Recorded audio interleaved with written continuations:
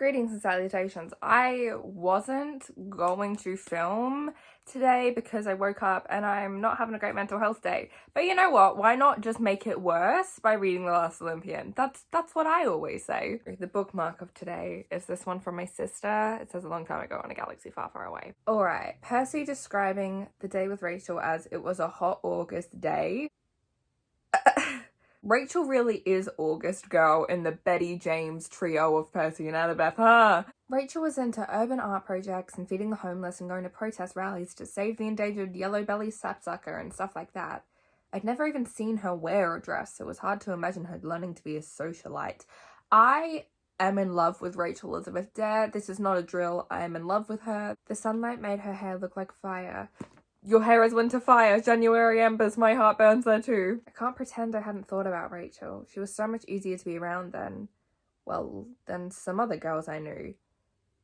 Ouch. So, Beckendorf said, I'm guessing you don't want me to mention that little scene to Annabeth? When I was a kid, I used to really get angry at Rachel over that.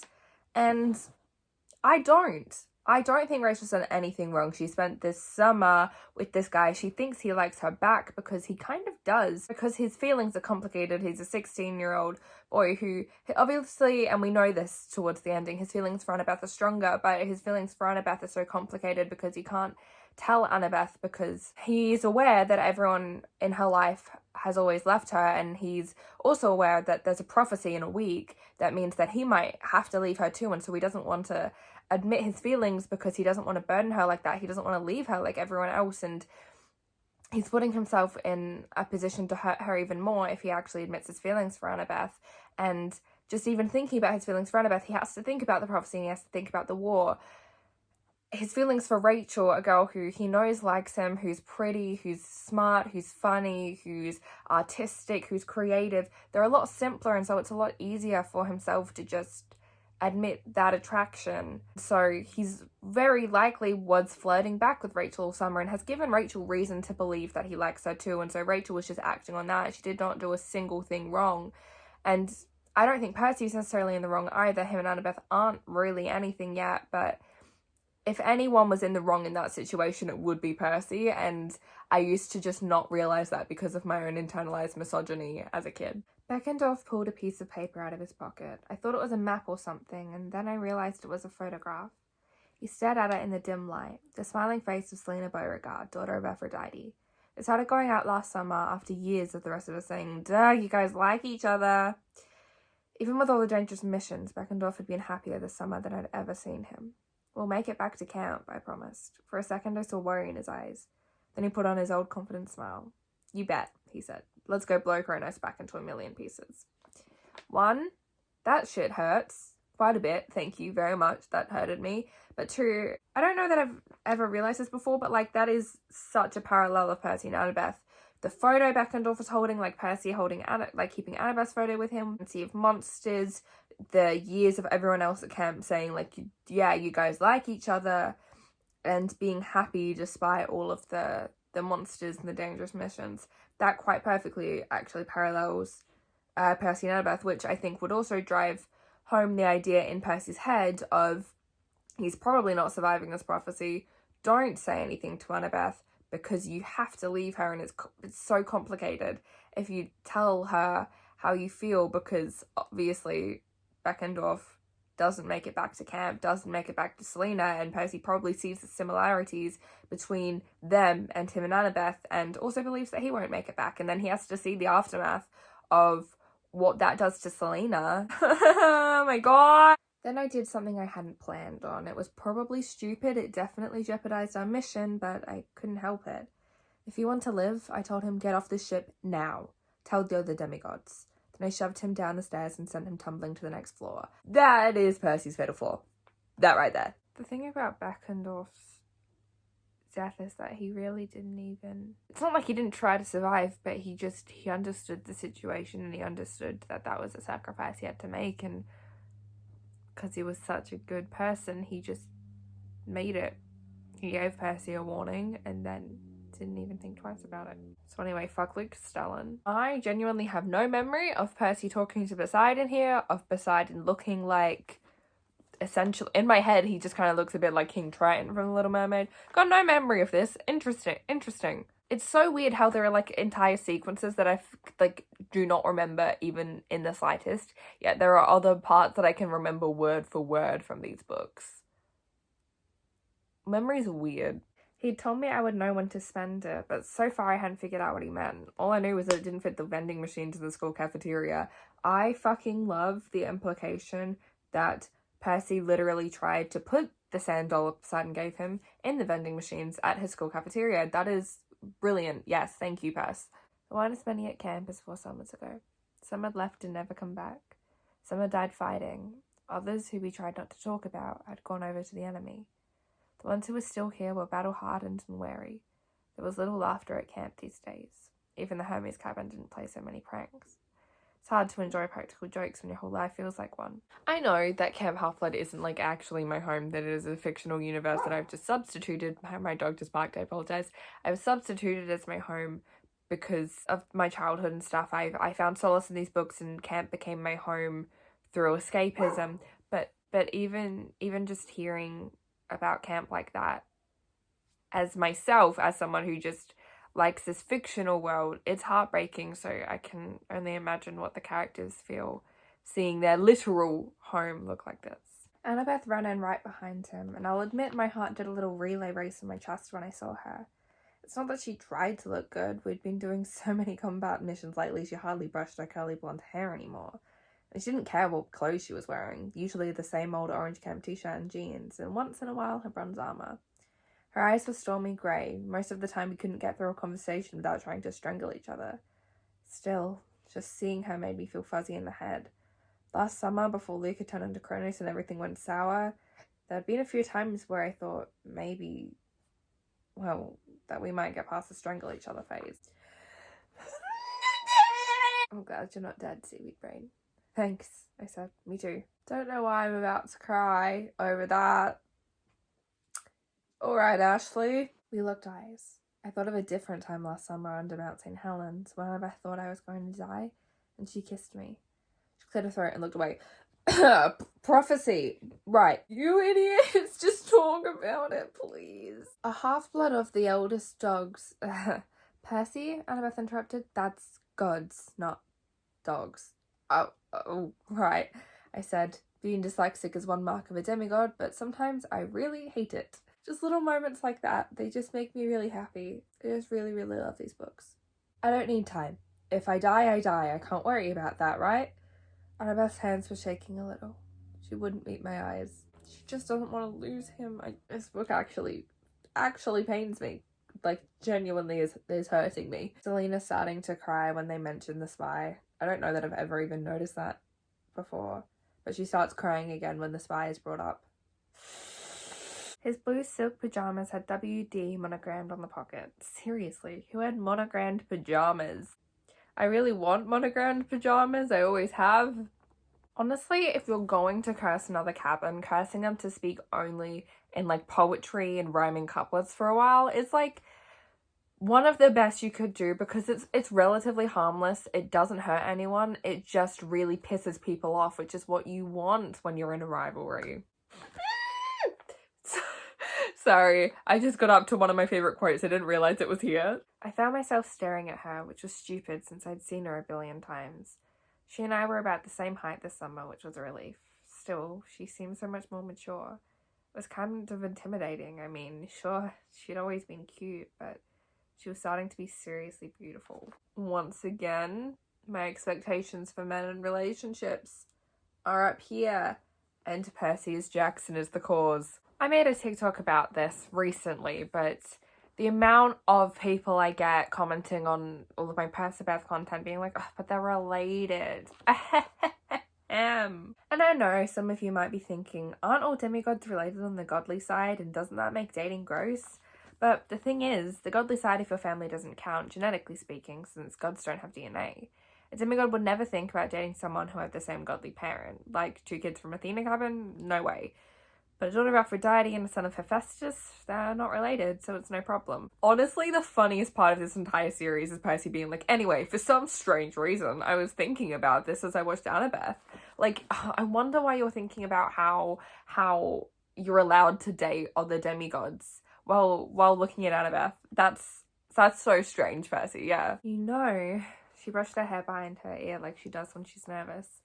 This whole thing with Beckendorf and Selena, it kind of makes you think about what's important, about losing people who are important. I nodded. My brain started seizing on little random details, like the fact that she was still wearing the silver owl earrings from her dad, who was his brainiac military history professor in San Francisco. Yeah, I stammered. Like, is everything cool with your family? Okay, really stupid question, but hey, I was nervous. Annabeth looked disappointed, but she nodded. She's disappointed because she's trying to bring up the fact that you very clearly both have feelings for each other. You could lose each other soon. She's trying to initiate this conversation. Percy, stop being a cowardly dumbass and have this conversation with her. I beg of you. My dad wanted to take me to Greece this summer. I've always wanted to see the Parthenon, I remembered. She managed to smile. Yeah. Ugh. Oh my god, I don't remember this. I absolutely must have picked up on this before, but I don't remember this. Dear Grover, I read aloud. Woods outside Toronto attacked by giant evil badger. Tried to do as you suggested and summoned Power of Pan. No effect. Many naiads trees destroyed. Retreating to Ottawa. Please advise, where are you? From Gleason Hedge Protector. Oh my god. I knew we shouldn't have shown you the prophecy. Her voice was angry and hurt. All it did was scare you, and you run away from things when you're scared. I stared at her, completely stunned. Me! Run away. She got right in my face. Yes, you. You're a coward, Percy Jackson. We were nose to nose. Her eyes were red, and I suddenly realised that when she called me a coward, maybe she wasn't talking about the prophecy. If you don't like our chances, she said, maybe you should go on that vacation with Rachel. Annabeth, if you don't like our company, that's not fair! She pushed past me and stormed toward the strawberry fields. She hit the tetherball she passed and sent it spinning angrily around the pole. That is one of the best angsty Perciveth moments ever fucking written. Her literally calling him a coward and him knowing that she's not talking about the prophecy but still not really admitting even to himself what she is talking about, and the fact that he is being a coward about it. Her really kind of having a go at him in a way about spending time with Rachel rather than everyone at camp, especially her, because here's the thing, this is, she believes to be his last fucking few months alive, and while he was at camp, sometimes he made various escapes to go see Rachel and hang out with Rachel when he knows Annabeth's distrust for her, and deep down he has to know why. He cannot possibly be that stupid. He has to know that deep down Annabeth dislikes Rachel because of her jealousy, and he still is running away to spend time with her, and I do not think that that's necessarily a bad thing. I completely understand why Percy does that. He needs some sense of normality, and he needs to escape the fact that he also thinks he's probably going to die soon, but I just... Also, Percy, like, calling her out and being like, me run away, talking to the girl who literally ran away from home because both of their family situations were fucked up, and Annabeth is the one who ran away, and the difference is Percy had his mum, Annabeth didn't, but him calling her out on that, oh my god, there is so much complexity to that interaction, and I would like to talk about it for hours. If anyone would like to discuss it with me for hours on end, please hit me up. Thank you very much. Is he going to try for rebirth? Nico shook his head. He's staying in Elysium, said he's waiting for someone. Not sure what he meant, but he seems okay with death. Oh, hello. It's been a hot minute. I haven't been filming or reading because I've had a rough few mental health days. So realistically, this reading vlog is probably going to be very broken up because I'm still not in the best spot. And I want to still, like, make content that's, like, genuinely enjoyable and fun to watch for you guys. So I'm just gonna, like, not push myself, only read little bits, well, like, as much as I can while still having it be fun before I get really, like, sad and boring to watch. So I apologize for probably there will be just, like, random outfit changes and shit for the different days. But sorry, let's keep reading. She sat us down at the kitchen table. Stacked on the counter were hundreds, I mean hundreds, of Tupperware boxes with peanut butter and jelly sandwiches inside. The ones on the bottom were green and fuzzy, like they'd been there for a long time. That is one of the most heartbreaking parts of this situation, which is saying something to me. When did you last see him? Nico asked. Her eyes lost focus. He was so young when he left, she said wistfully. 3rd grade. That's too young to run away. He said he'd be back for lunch. And I waited. He likes peanut butter sandwiches and cookies and Kool-Aid. He'll be back for lunch very soon. It's just... It's awful. Oh god. It's just upsetting. I actually forgot that Luke's mum realized, obviously, saw the prophecy and realized that it was about Luke. I completely forgot about this. I don't read The Last Olympian very often because it's very upsetting to me. I only read it when I do full series reread, and I just completely forgot about that. Whew. I was just asking Luke to be safe. This shit hurted me. Hestia is here, my favorite goddess. I recognize you now, I said. The first time I came to camp, you were sitting by the fire in the middle of the commons area.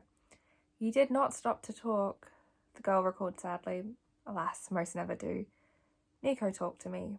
It was the first in many years. Everyone rushes about. No time for visiting family.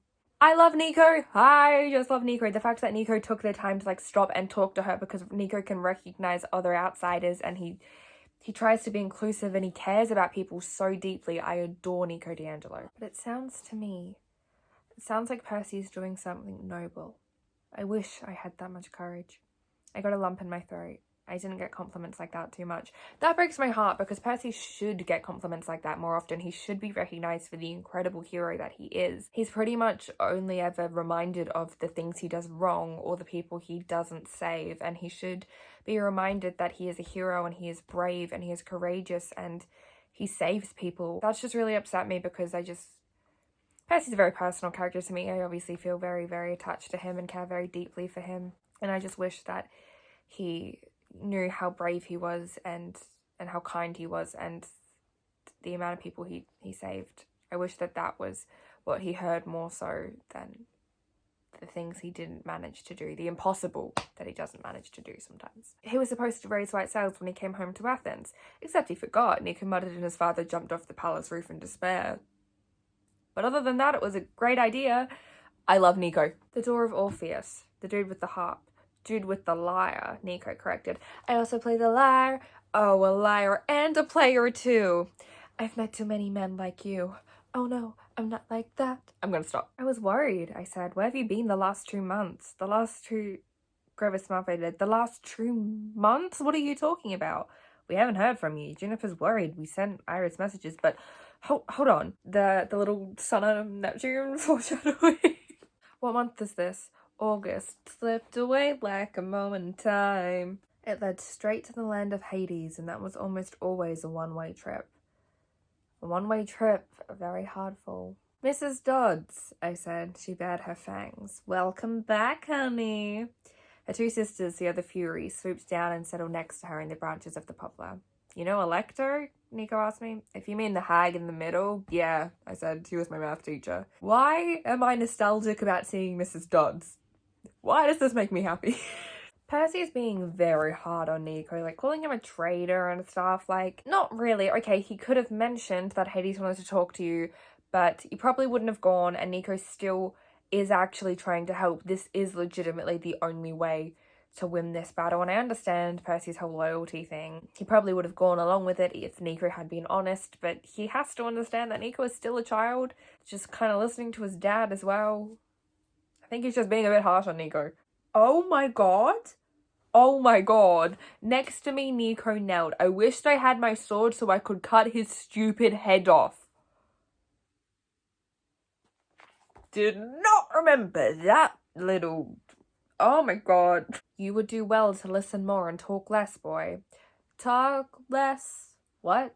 Smile more. I was about to call Percy an idiot for, only knowing who Van Gogh was because Rachel told him about him. And he's saying that as if he knows anything about art, as if Van Gogh isn't the most famous artist ever. And I was gonna be like, oh, you idiot, you should have known Van Gogh already, you're nearly 16, Percy. Then I realized I think I probably first actually learned about Van Gogh through Doctor Who, so I probably don't have a leg to stand on. Percy is actually being fucking horrible to Nico. He just physically assaulted him. Honestly, Percy, I understand that this is a really good example of Percy's fatal flaw in action. He believes that Nico lied and Nico tricked him, and that was a betrayal of Percy's trust and his loyalty. However, Jesus Christ, is he being unfair to Nico, and I think I've just blocked this out because I like to think of Percy as a character who has no flaws a little bit. He nodded sleepily. With great power comes great need to take a nap. That is potentially my favourite Nico quote. I'm probably biased. I don't know why I'd be biased to that quote. That's probably my favourite Nico quote. I wonder why. Do not do this, he said. It will make you powerful, but it will also make you weak. Your prowess in combat will be beyond any mortals, but your weaknesses, your failings will increase as well. You mean I'll have a bad heel? I said. Couldn't I just, like, wear something besides sandals? No offense. Look, Percy has a point. He has a point there, but I could be wrong. I'll update myself if I am wrong. From memory, doesn't he not wear armor? Like, or wears armor that doesn't cover his own Achilles spot though? Like an idiot? I planned to walk in slow and courageous like a real hero. As soon as the water touched my legs, my muscles turned to jelly and I fell face first into the current. Moments like that are just why I love these books. The hero just being, you know, I tried to be heroic, but then falling face first into the river that's going to turn him into the hero he needs to be. I don't know, there's just something about that visual that feels so unique to this series and the way that Rick writes, and I love that. I really, really do. These books feel like home. Hold on, seaweed brain. It was Annabeth's voice. Much clearer now. You're not getting away from me that easy. You're not getting away from me, never again. Anyway.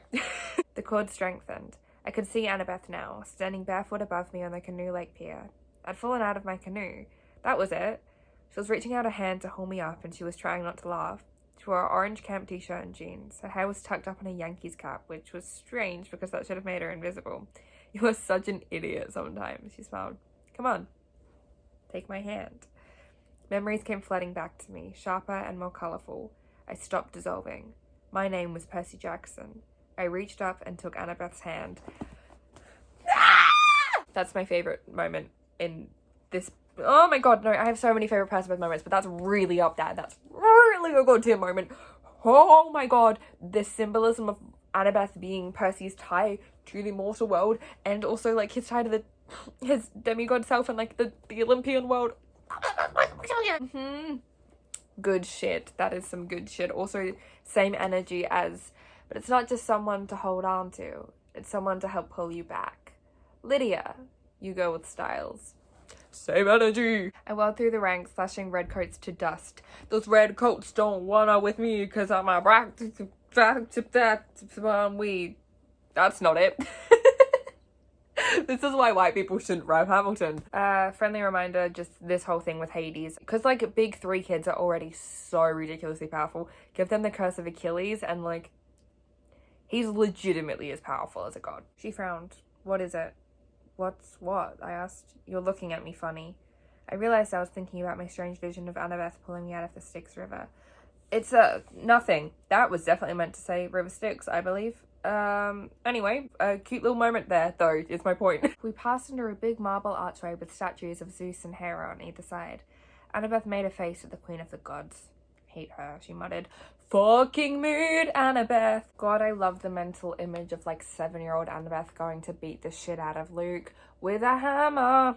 Why couldn't she have kept that energy? Why couldn't she have kept that energy? I hate Luke Castellan. Knives are only for the bravest and quickest fighters, Luke explained. They don't have the reach or power of a sword, but they're easy to conceal and they can find weak spots in your enemy's armor.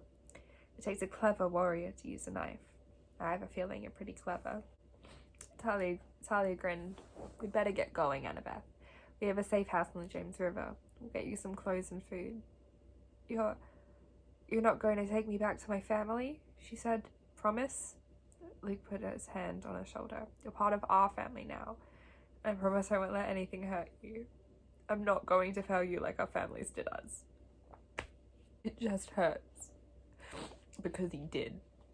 He did fail her like her family did. And she just trusted him and looked up to him and loved him so much. And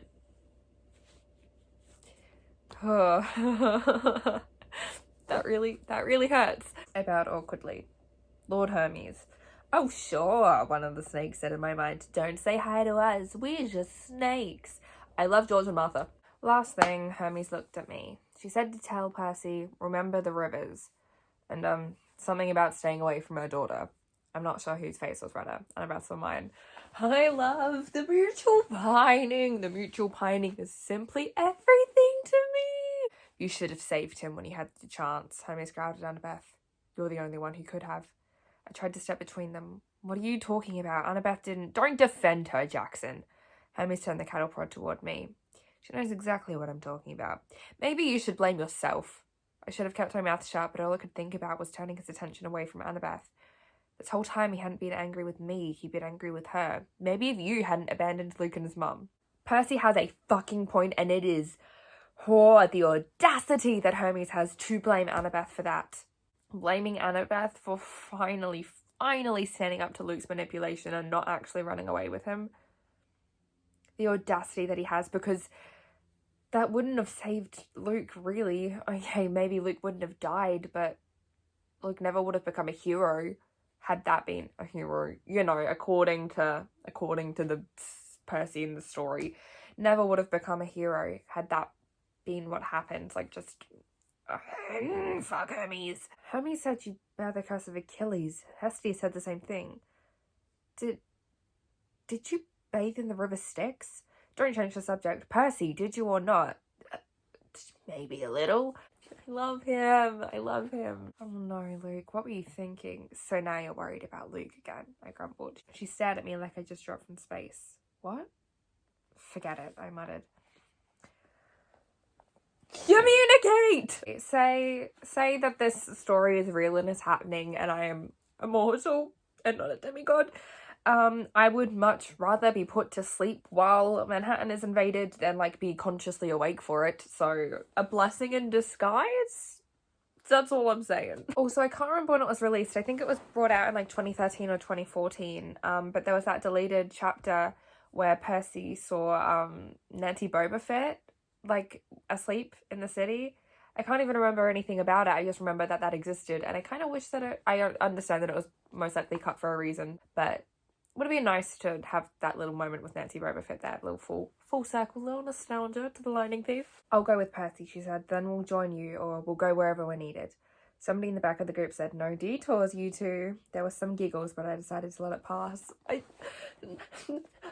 They are everything to me.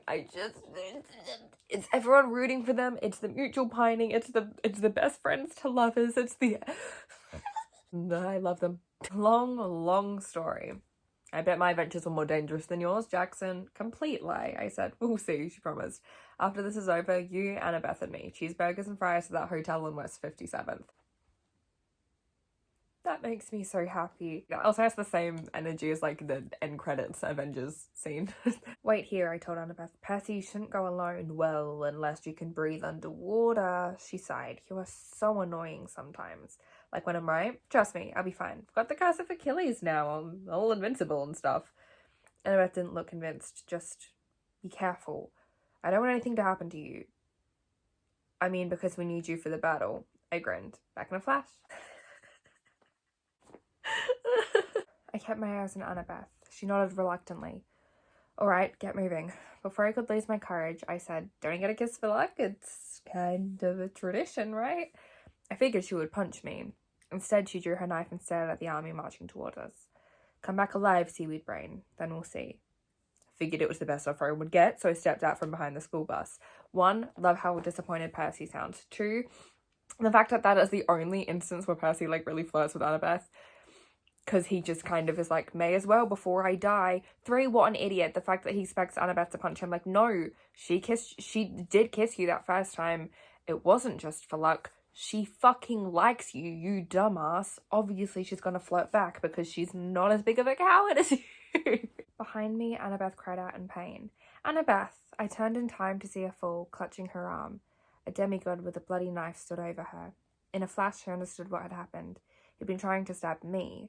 Judging from the position of his blade, he would have taken me, maybe by sheer luck, in the small of my back, my only weak point.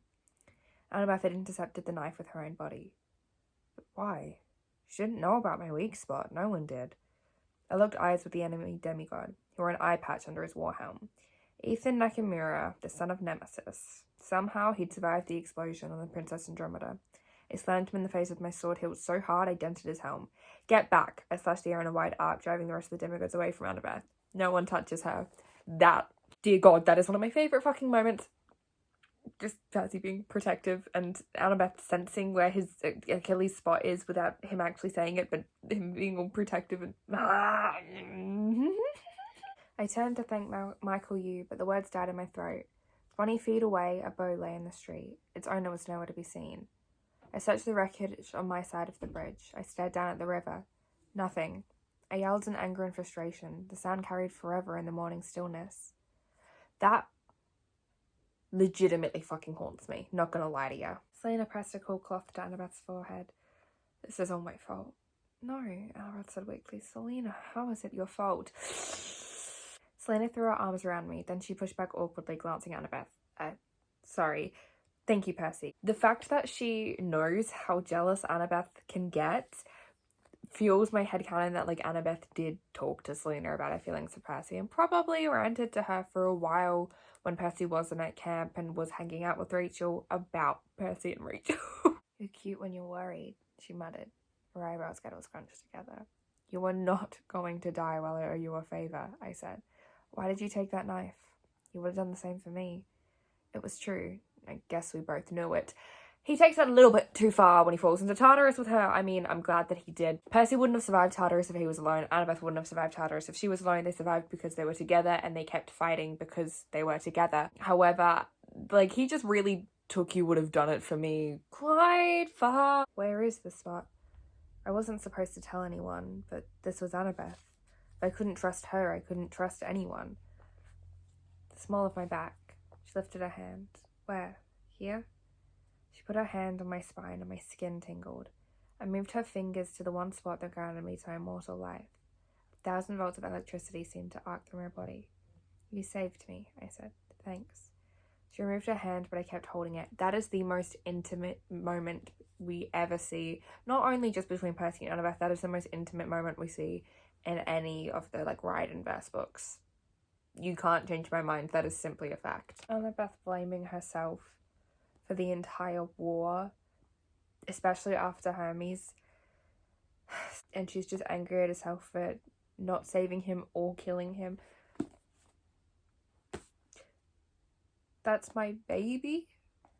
And I just want her to be happy. The Maria D'Angelo stuff just reminds me what a piece of shit all the gods are. Once again, I don't think Luke's intentions were wrong. The gods fucking suck. It's just the way he went about all of his actions. In exchange, she swore to me that one day I would tip the balance of power. I would bring the minor gods respect. And I was a small price to pay.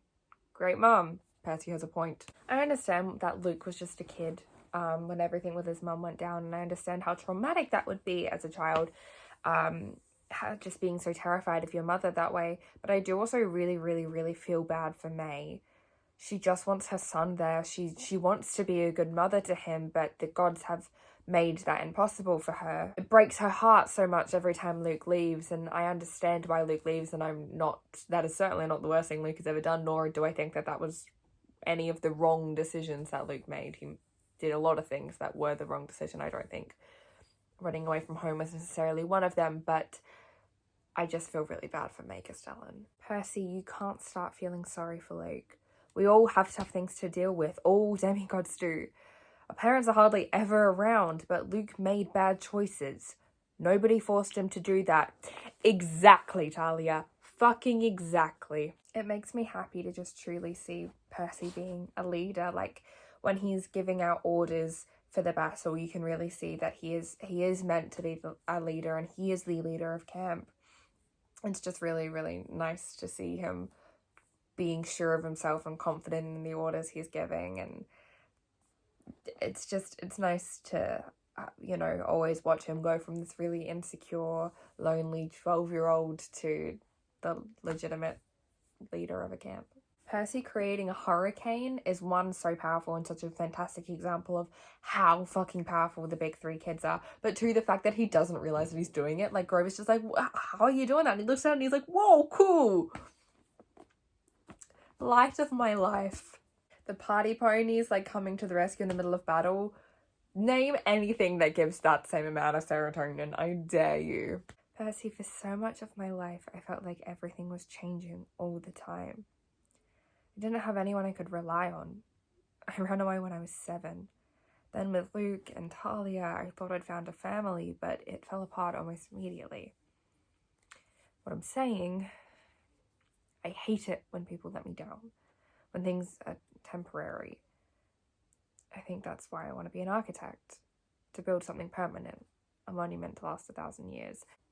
I really do be an Annabeth Kinney, to be honest. Obviously, Percy seeing Paul and Sally and asleep in their car is very traumatic and upsetting, but he keeps referring to them as his parents. Annabeth being like, come on, Percy, we have to save your friend. She's still being petty, and I know she shouldn't be, but it does kind of entertain me greatly. It's a new day. Welcome back. I'm going to try and finish it today because I usually can read Percy Jackson books in like 1 or 2 days, and I don't like how long this has taken me, honestly. But I stopped last night because I went and saw Tangled at the drive-in, which was one of the best experiences of my life. Tangled is my everything. And I was getting really close to the part where, you know, Selena comes back into battle, and I was like, I'm gonna not do this. I'm gonna, you know, wait and make sure I can read this part in one go. Also, yes, I am wearing merch from the Me era. I am that far up Taylor Swift's arse that I did buy Me merch. Friendly fucking reminder that Annabeth can just fucking fly a helicopter and land it safely. Just friendly reminder. Nico literally standing up to not only his dad, which is scary in and of itself, but standing up to Hades. He's fully just standing up to him and calling him an outcast and essentially implying that he's a coward because he knows that that's what Hades needs to hear in order to help. Nico's the bravest fucking kid. Will you help me? I asked. That's what I do, she said miserably.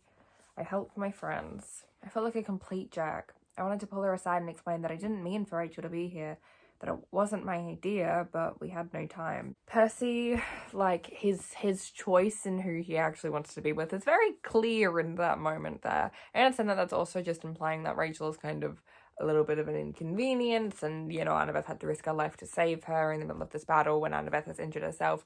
But I think he also, for, like, potentially one of the first times, and you can really tell after the Curse of Achilles, he is finally accepting and realizing, finally, Annabeth's feelings for him, and that's applying to that as well. Selena's gone. Anyway, here's the thing about Selena. The situation with her and Luke. Do I think Selena was a bad person? Not at all. She was manipulated by Luke into being the spy. Someone she cared about safety was held over her head in order for her to continue being the spy. However, she wasn't selfless in helping Olive Camp either, because had nothing happened to Charles, she still would have been the spy. She still wouldn't have helped in the end. I don't know if I believe that she would have helped in the end had Luke not broken his promise. It makes just the heroics of that situation a little more complicated. I'm just sad, to be honest. Is it true, Connor asked, about Selena? I nodded. She died a hero. Trevor shifted uncomfortably. I also heard. That's it, I insisted. End of story. They're on their way to Mount Olympus, and I remember the first time I went to Mount Olympus back when I was 12, and Annabeth and Grover hadn't been with me then. I was glad they were with me now. I had a feeling it might be our last adventure together. I know that it's not, and that still makes me really upset. Percy, Annabeth said quietly, you were right about Luke. It was the first time she'd spoken since Selena's death. She kept her eyes fixed on the elevator floors as they blinked into the magical numbers. 400, 450, 500. Grover and I exchanged glances. Annabeth, I said, I'm sorry. You tried to tell me. The voice was shaky. Luke is no good. I didn't believe you until I heard how he'd used Selena. Now I know. I hope you're happy. That doesn't make me happy. She put her head against the elevator wall and wouldn't look at me. The way in which, like Percy, all I've wanted for so long is for Annabeth to understand that Luke isn't a good person, yet hearing her say it is just so upsetting. This book hurts. I'm not sure I can put it into words, she said. I was drawn to you because you opened the door to all of this. She gestured at the throne room. I needed to understand my true sight. But you and me, that wasn't part of it. Our fates aren't intertwined. I think you've always known that, deep down. I stared at her. Maybe I wasn't the brightest guy in the world when it came to girls, but I was pretty sure Rachel just dumped me, which was lame considering we'd never even been together. I'm an awful person and I kind of love to see it. Friendly reminder as well that Percy literally has sat on a throne on Olympus, which was probably a very stupid idea. Sometimes I just think about that. Like, I'll just be in bed at like 4 a.m. not sleeping, and my brain will just go, remember when Percy literally was like, I'm gonna just sit on Poseidon's throne? The kid knows how to get the god's attention, I'll give him that. Annabeth just literally charging into a fight with Kronos is exactly the reason why I love her so much and looked up to her so much as a kid. Oh my god, she is my everything. Paul and Sally are the true heroes of this book. Imagine being mortal and understanding the weight of the war you're watching. I mean, I suppose her son is in there too, but just like charging in, Sally fucking using a shotgun, Paul being like, I picked up some swordplay because I did Shakespearean like acting in college. I just love them with everything that I have. Also, for some reason, Annabeth saying, come on, seaweed brain, and then running to the elevators to go fight Kronos just makes me emotional that she called him seaweed brain in that moment. But Annabeth was in no shape for jumping. She stumbled and yelled, Percy! I caught her hand as the pavement fell, crumbling into dust. For a second, I thought she was going to pull us both over. Her feet dangled in the open air. Her hand started to slip until I was holding her only by her fingers. Then Grover and Talia grabbed my legs, and I found extra strength. Annabeth was not going to fall. I pulled her up and we lay trembling on the pavement. I didn't realize we had our arms around each other until she suddenly tensed. Thanks, she muttered. Annabeth is not going to fall. But when he can't stop her from falling, he just falls with her. Annabeth figuring out what the cursed blade is before Percy does. My girl is so smart.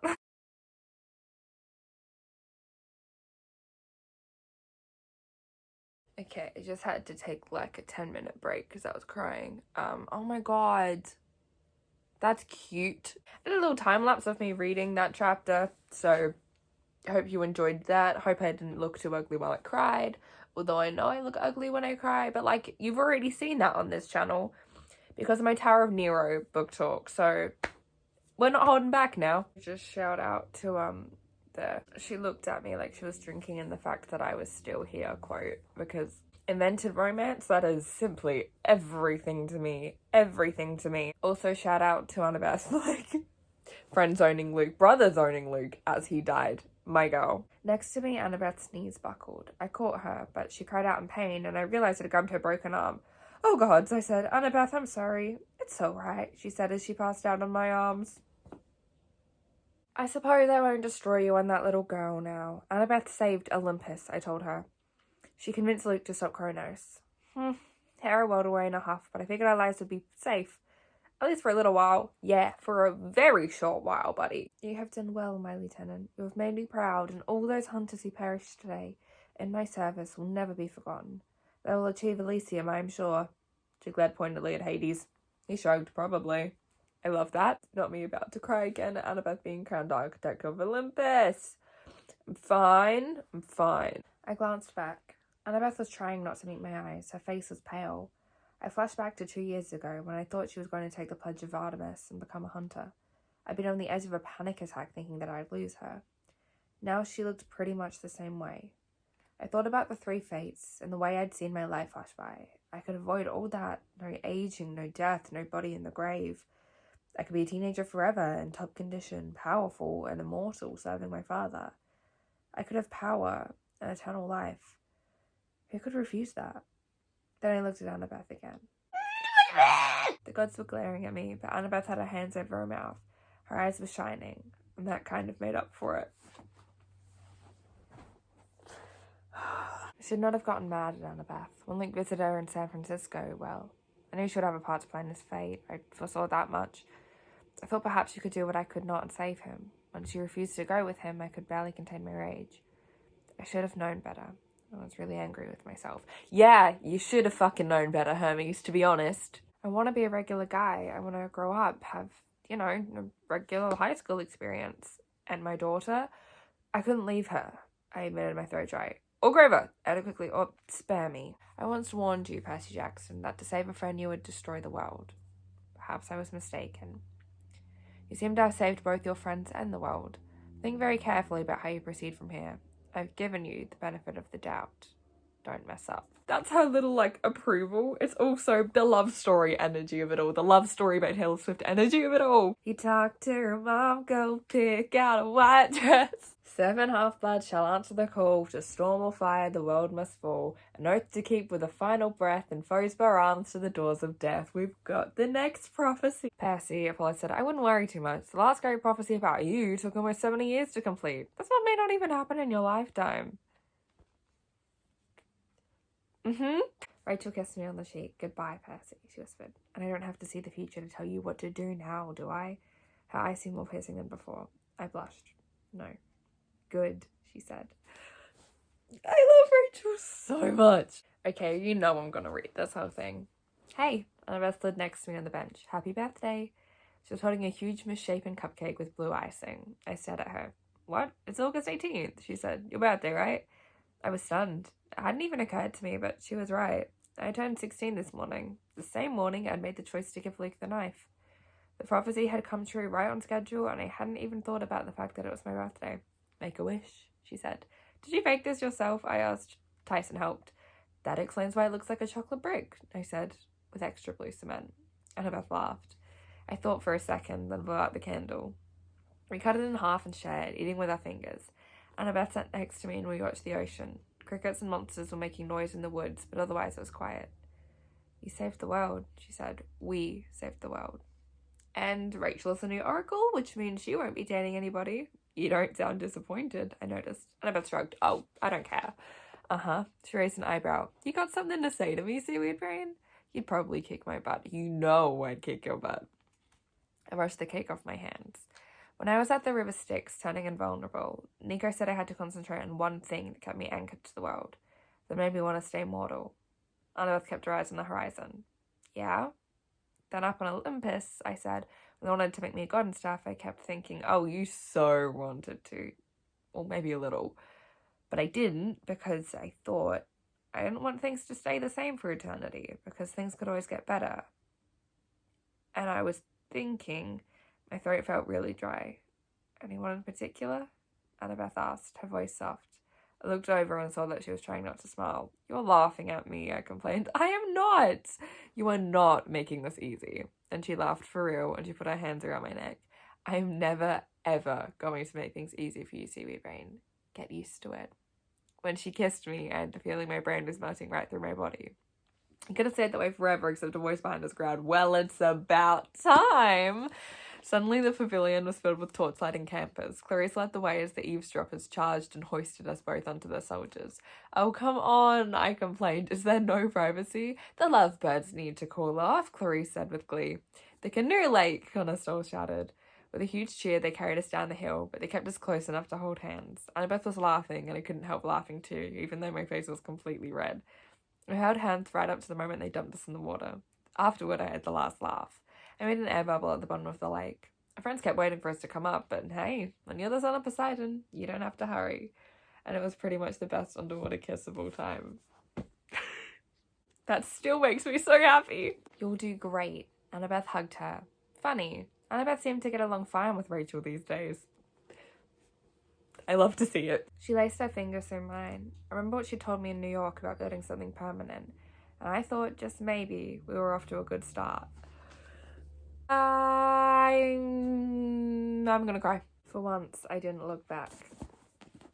This is my favourite book series of all time. No books make me as happy as these series. This series is home to me. I love them so much. Thank you for coming on this reread journey with me. I hope that you've had as much fun as I've had. I hope that you've, been freaking out and crying with me this whole time. That would make me feel very validated if that's the case. I just hope you've had fun with this. Once again, talk to me in the comments. I beg of you, that would be lovely.